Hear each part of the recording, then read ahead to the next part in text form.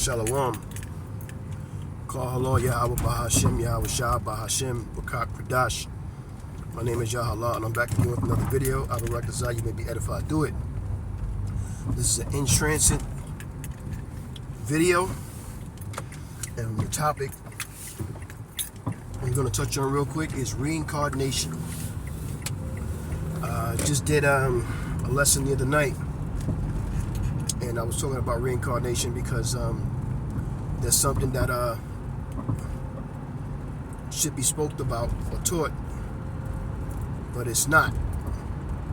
And I specifically remember talking about wacky-tacky Christians who claim to believe in or know the Bible or understand the Bible, but don't understand reincarnation. That is sick to me, but at the same time I understand, because I was also at one point in time in my life in darkness and without understanding. So just gonna paraphrase a couple of scriptures, speak about them, and I will reconcile, you could be edified through it. And before I begin, Salakia, I want to say double honors. They rule well, the men of great millstone, who I learned this 100% truth from and continue to learn this 100% truth. Shalom to the speckled bird, the confused face. The Akim and Akwaf will also subscribe to the men of great millstone to learn this truth. The Akim on the highways and byways, making themselves a living sacrifice and doing as the Lord says to do so. And last but not least, the 144,000 elect. And with that, man, look at these skies. It was beautiful. I guess you would say this is a nice day today. Bela Yawam.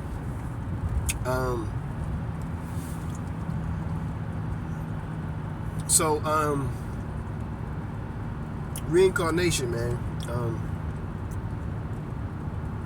You ever heard the term, you've been here before? Or he or she have been here before? Well, that is very true, because you have, as another person. I mean, in another body, but with the same spirit. And you will fall back into the same lot of doing whatever it is you was doing on the earth then, you're doing now. So, one of the first scriptures I got is 1 Thessalonians 4:14. It talks about Yahushua, roughly paraphrasing, it says, we believe that Yahushua died and rose again. Even them that sleep will be raised up again. And they will. The scriptures talk about how some of the elect will be raised out of their graves.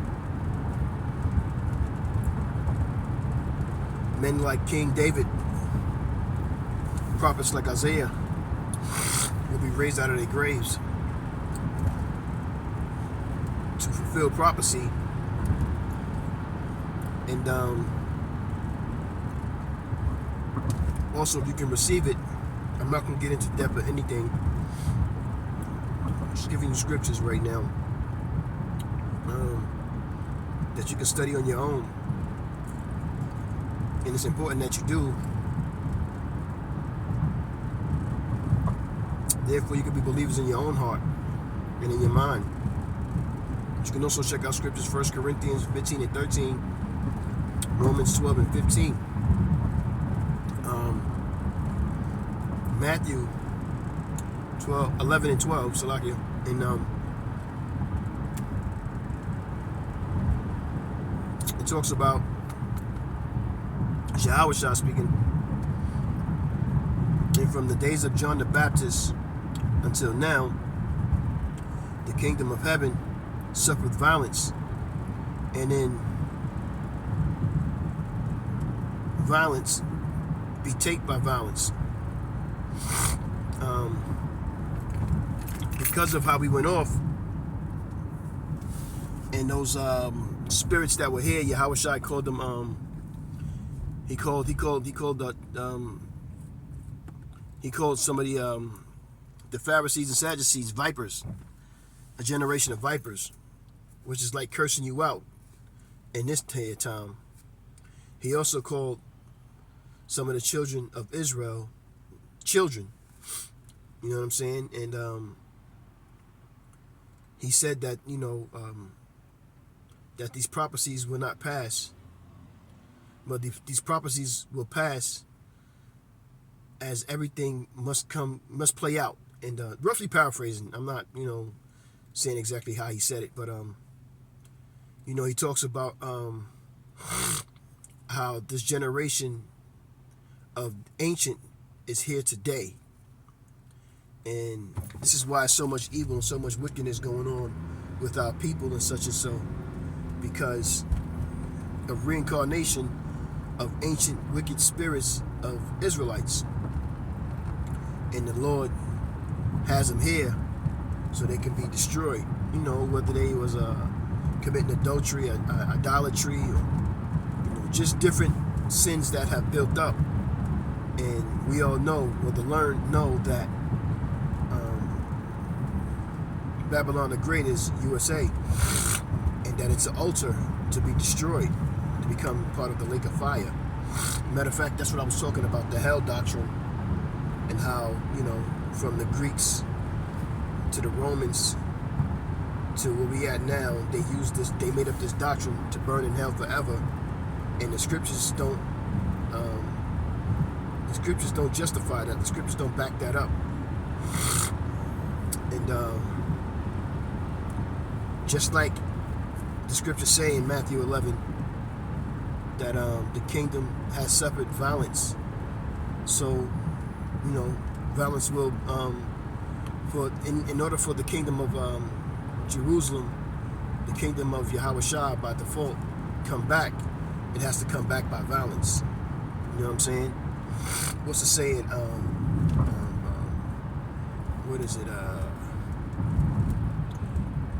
Something begot. I'm just gonna say. I'm gonna say violence begot violence. That's not exactly the words to use in that phrase, but for those you understand what I'm saying. You know what I mean? Luke 16:16 is a good precept for Matthew 11.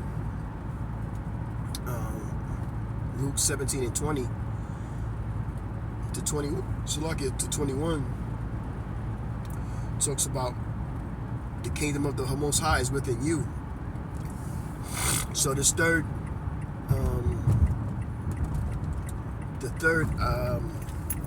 temple is going to be built in the hearts of the men of Israel, who are also the men of the Lord, which would most likely be the elect. And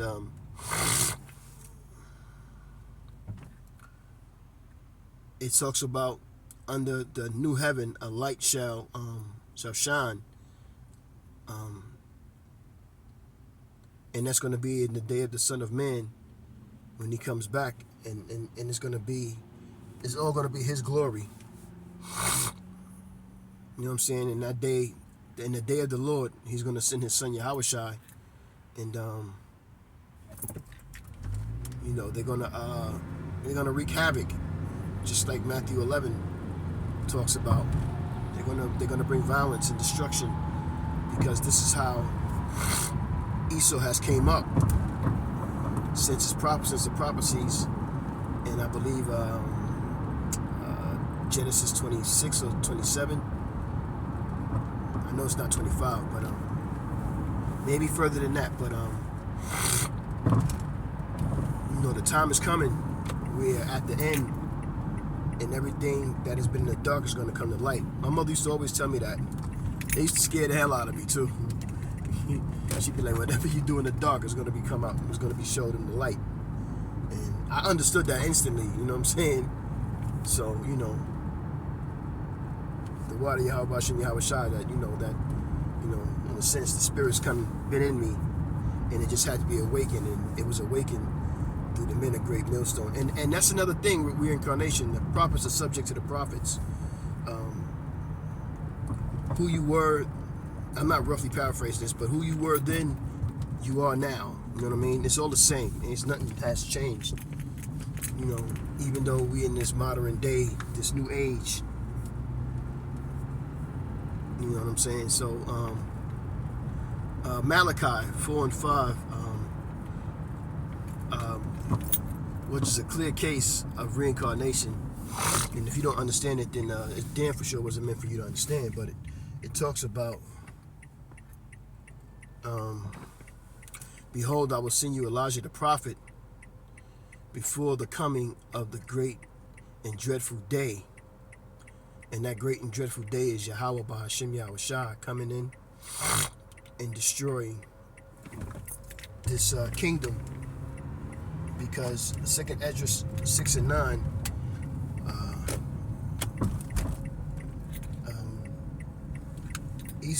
Jacob is the beginning. Roughly paraphrasing, Esau is the end, and Jacob is the beginning. So the whole thing with Jacob taking the heel of Esau is a way to let you know that Esau, Jacob is on Esau's hill, which indicates that he's going to take over. You know what I'm saying? So, Abba Rock Desire, man, you've been edified with that, man. You know what I'm saying? I'm about to get into my campsite, set up my campsite, and hopefully, man, do a lesson that'll be edifying to the elect. Is why we do this work. So with that, I'm gonna say, Kal Halal Yahweh Bahashim Yahweh Shai Bahashim Rakak Kradash. Shalom and salutations and double honors. They rule well. The men of great millstone, who I learned this 100% true from. Shalom to the speckled bird, the confused face, the Akim and Aqua, who also subscribe to the men of great millstone. The Akim on the highways and byways, doing as the Lord says to do so. And the elect, the 144,000. And with that, I will rock this on to next week or next video. I'm gonna say, Shalom.